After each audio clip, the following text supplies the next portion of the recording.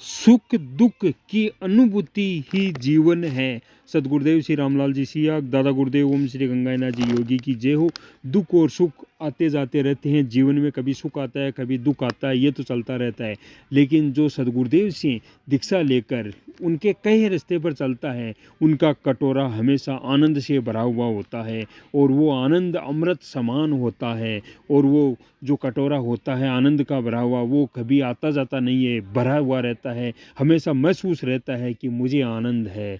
आप सच्चे सदगुरुदेव के शिष्य को पूछ लीजिए कैसे हो आप, वो बताएगा आनंद है, सदगुरुदेव की कृपा है। और सदगुरुदेव कहलाने का वही अधिकारी है जो गोविंद से मिलाता है, भगवान से मिलाता है, वही है। बाकी सब गुरु तो आपको बहुत मिल जाएंगे, लेकिन आपको अपने स्वार्थ के लिए आपका यूज करेंगे, आपसे पैसे लूटेंगे। लेकिन जो सदगुरुदेव श्री रामलाल जी सिया गए दसे और अंतिम अवतार है, कल की अवतार है, इनकी तस्वीर से ऑटोमेटिक ध्यान होता है। सारी बीमारियों सारी समस्याओं का विनाश केवल मंत्र का जप करने से होता है। केवल आपको मंत्र का जप करना है, उसके बाद में आपकी छुट्टी। आप कहीं भी रहो, कैसी भी रहो, सब कुछ गुरुदेव के समर्पित करके आप आराधना करो विश्वास के साथ। आपका कोई इस ब्रह्मांड में कोई शक्ति आपका कुछ भी नहीं बिगाड़ सकती है, अगर आप नाम जप कर रहे हो तो।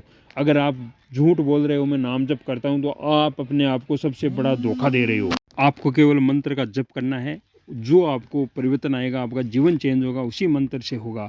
आज सदगुरुदेव के हाथों से लिखी हुई किताब दुख सुख की अनुभूति ही जीवन है का वीडियो देखते हैं। वीडियो पूरा देखें। मुझे किसी भी घटना के घटने का निश्चित समय नहीं बताया जाता था, केवल आगे घटने वाली घटना का सही दर से टेलीविज़न की तरह दिखा दिया जाता था। ऐसी घटनाएं पूर्व जन्म तथा इस जन्म दोनों से संबंधित होती थी। जिज्ञासावंश मैंने उन घटनाओं का समय जानने के लिए ध्यान को केंद्रित करके आराधना प्रारंभ कर दी। चंद दिनों में उत्तर मिला कि जो होना है पूर्व निश्चित है, उसके लिए समय और शक्ति का दुरुपयोग क्यों कर रहे हो। सुख दुख की अनुभूति ही तो जीवन है। जीवन में होने वाली सभी बातें स्पष्ट मालूम होने पर दुख सुख की अनुभूति ही खत्म हो जाएगी। इस प्रकार जीवन पूर्ण रूप से निरस हो जाएगा। इस प्रकार उस गुलाबी पर्दे की स्थिति हो जाएगी। इस वाक्य का भावार्थ समझने के लिए गुरुदेव का लेख मेरे आध्यात्मिक जीवन का प्रारंभ पेज को पढ़े। अतः ये निरर्थक प्रयास क्यों कर रहे हो। अतः मैंने निश्चित समय मालूम करने का प्रयास भी बंद कर दिया था। संसार का एक सौपन है। दुख सुख की अनुभूतियाँ मात्र त्रिगुणमय माया का खेल है। इस संसार में विचरण करते हुए कोई भी जीव इसके प्रभाव से वंचित नहीं रह सकता है। ईश्वर इसकी इस माया से कोई भी प्राणी बच नहीं सकता है। परंतु जो जीव संत सदगुरुदेव की शरण में चला जाता है, उसके बंधन में धीरे धीरे कटने लगते हैं माया की पकड़ से। वह जीव एक ही जन्म में छुटकारा पाकर आज्ञा चक्र को भेद कर सतलोक में अनायास ही प्रवेश कर जाता है।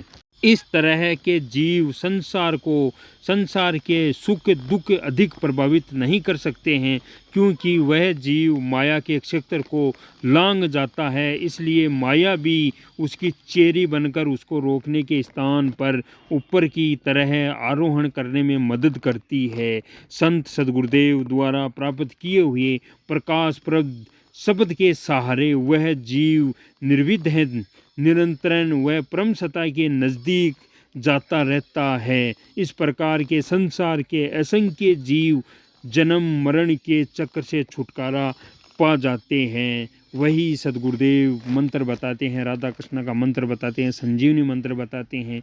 उस मंत्र को रटना है। जो आपके जीवन में परिवर्तन आएगा उसी मंत्र से आएगा, जो आपके जीवन में होगा मंत्र का जप करने से होगा। जय गुरुदेव, जय दादा गुरुदेव।